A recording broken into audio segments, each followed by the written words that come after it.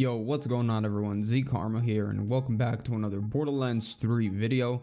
This video is a new episode on the dedicated loot drop series, and in this series we basically see what drops we get from bosses, and we also check the drop rates of dedicated drops and world drops as well. So this week we're going to be taking a look at Gigamind's legendary drop rate.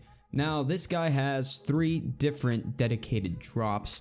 One of them is actually a specific drop, which means that it can only drop from him, and this is going to be the smart gun. The other 2 are dedicated drops, and they are the Hellshock pistol and the red card shield. For this experiment, we farmed Gigamind 150 times. 50 times on Mayhem 1, 50 on Mayhem 3, and 50 on Mayhem 4. This took me about 3 to 4 hours, and the results are as followed. So for each Mayhem level, we will be focusing on a few different results. The times we did not get a single legendary to drop, the total amount of legendaries acquired, how many of those were world drops or dedicated drops, and the amount of anointed drops that we had. And since dedicated drops have the same drop chance across any Mayhem level, at the end, we will see how often we get those dedicated drops across all 150 kills. So let's get started. For Mayhem 1, out of the 50 runs, 28 of those did not drop a single legendary. In total, we got 31 legendaries, 25 of them were world drops, and 6 were dedicated drops. And the amount of anointed variants that we got were 4. For Mayhem 3, out of the 50 runs, 24 of them did not drop a single legendary. In total, we had 38 legendaries drop, 32 of them were world drops, and 6 were dedicated drops. As you can already tell, dedicated drops remain the same across the board. Okay?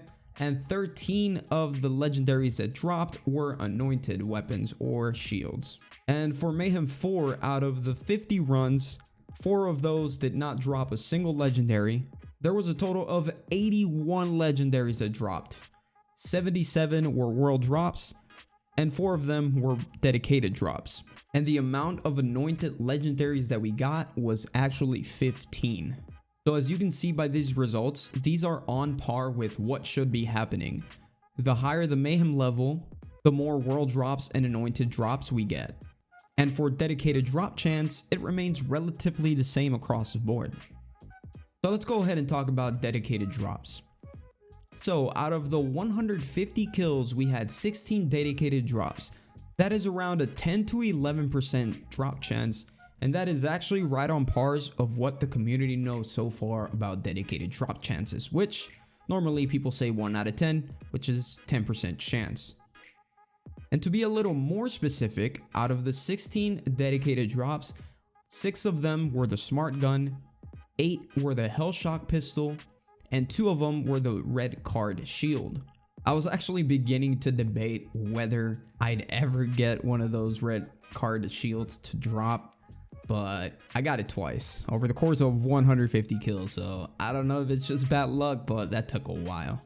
Anyways, final thoughts on this. It's not too bad. Just always remember, if you're going for dedicated drops, play a Mayhem level that you can farm relatively fast.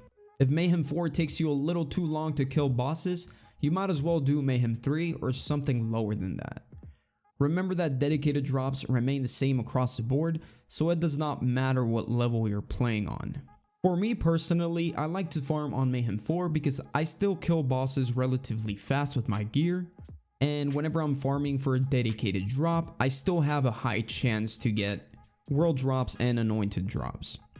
So make sure you guys don't get confused about world drops and dedicated drops. If you are though, please let me know and I'll upload a video detailing the difference between world drops and dedicated drops.